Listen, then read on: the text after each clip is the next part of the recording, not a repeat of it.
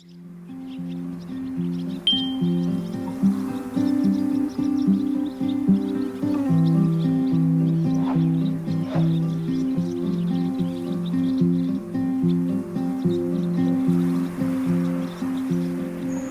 berges de cours d'eau font partie de notre paysage et remplissent de nombreuses fonctions.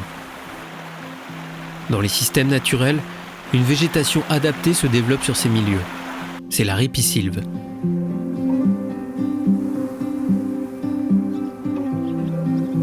L'ensemble forme alors un véritable cordon entre le cours d'eau et les milieux terrestres avoisinants. Mais lorsque les berges sont dégradées par des aménagements ou fragilisées par l'érosion, leur rôle protecteur diminue. Si l'érosion est un processus naturel qui contribue au bon fonctionnement du cours d'eau, lorsque celle-ci menace des enjeux humains comme une route ou un bâtiment, il est souvent nécessaire de protéger les berges. Pour répondre à ces contraintes, tout en restaurant la biodiversité et les différentes fonctions écologiques des berges, des techniques de restauration basées sur l'utilisation de végétaux vivants existent. On parle alors de solutions fondées sur la nature. Les techniques de génie végétal sont de plus en plus utilisées en restauration de berges et proposent différents types d'ouvrages en fonction des contraintes rencontrées. Parmi elles, les techniques de fascinage sont les plus fréquentes. Le plus souvent utilisées en pied de berge, elles consistent en la mise en place de fagots de saules vivants fixés à des pieux. En utilisant des ligneux qui sont naturellement présents sur les berges avoisinantes, cet ouvrage convient à de nombreuses situations et formera le premier rempart naturel de la berge. Une fois posées, les racines envelopperont gravier et roches présents dans le sol et augmenteront sa cohésion. L'ensemble formera un ancrage durable pour la berge et qui s'accentuera avec le temps. Le calage altitudinal des fascines est crucial. Trop bas, elles seront submergées, trop hautes, elles sécheront et dans les deux cas, elles mourront. On doit généralement les placer par rapport à l'eau, au niveau moyen de celui des saules les plus bas, naturellement présents sur la berge à proximité.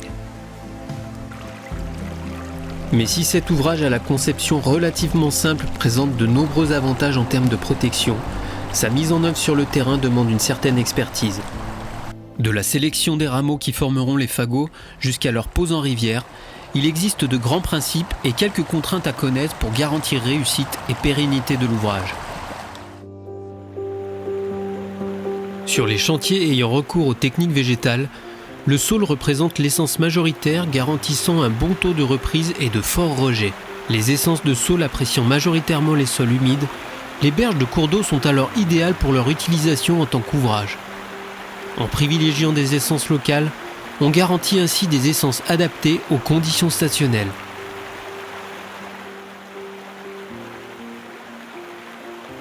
Les différentes espèces de saules sont difficiles à reconnaître pendant la saison de dormance en l'absence des feuilles, alors que leur choix est primordial. Pour éviter cela, on aura préalablement identifié et marqué les saules sur place plus tôt dans la saison. Dans la plupart des cas, les travaux seront réalisés à l'automne, période de dormance des végétaux. Sur les sites de prélèvement, ce sont d'abord des tiges entières qui sont tronçonnées sur place et transportées ensuite directement sur un site proche pour effectuer un tri et les différentes coupes nécessaires. Pieux, boutures et branches seront sélectionnés et coupés selon des calibres bien définis en fonction des besoins des chantiers. Pour les fascines de pied de berge par exemple, des fagots de branches d'une longueur moyenne de 2 mètres et de 2 à 5 cm de diamètre sont assemblés. À l'issue des récoltes, le stockage et le transport doivent être réduits au maximum pour éviter tout dépérissement des boutures. Acheminée rapidement sur les chantiers, la mise en œuvre des matériaux vivants doit intervenir rapidement suivant la coupe. Si on ne peut pas intervenir immédiatement, il est alors conseillé de mettre les saules en jauge ou idéalement en chambre froide. La préparation et l'avancée du chantier doivent être coordonnées avec l'arrivée des boutures. Ainsi, on aura préalablement effectué le façonnage du bas de berge. Les fascines de pied de berge sont généralement accompagnées d'autres techniques au-dessus, incluant géotextile, bouturage, couche de branches à rejet ou encore lit de plans et plançons. Pour préparer la pose de la fascine, 2 rangées de pieux morts ou vivants doivent être enfoncées en pied de berge au minimum de 50 cm de profondeur et à adapter en fonction du contexte. Espacée longitudinalement de 60 cm à 1 mètre, la largeur de la rangée doit correspondre à la taille des fagots de saule qui y seront déposés. Au pied de cette rangée, la semelle de la fascine doit être stabilisée. Une des causes majeures d'échec est l'affouillement sous la fascine.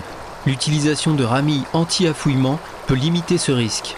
Ainsi, pour améliorer la résistance de l'ouvrage, ces ramilles peuvent être placées perpendiculairement au courant sous la fascine.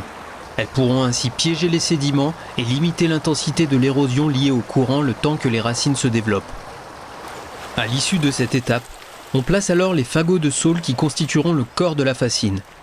Les pieds des tiges doivent être en contact avec la terre. Pour une meilleure reprise, de la terre ou des matériaux gravelotéreux seront placés dans la fascine. Parfois, un géotextile ancré dans le pied de berge et enveloppant les fagots viendra améliorer la tenue de l'ensemble. Les fagots sont ensuite placés successivement dans la rangée de pieux avec un chevauchement entre eux. Le pied des fagots étant situé toujours vers l'amont du cours d'eau.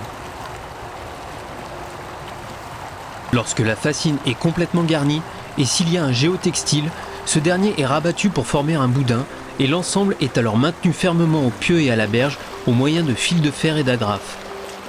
Les pieux peuvent être rebattus une fois la fascine mise en place avant d'être recoupés. Une fois la pose terminée, la hauteur des sommets de pieux est ainsi ajustée pour ne dépasser que de quelques centimètres au-dessus des fagots. Après les travaux, la tenue et la résistance de l'ouvrage sont liées aux méthodes de conception d'une part, mais aussi aux conditions météo de la première année suivant la fin du chantier. Crue importante au début de la saison de végétation et sécheresse étant les principaux facteurs limitant le bon démarrage de l'ouvrage et pouvant parfois conduire jusqu'à l'échec.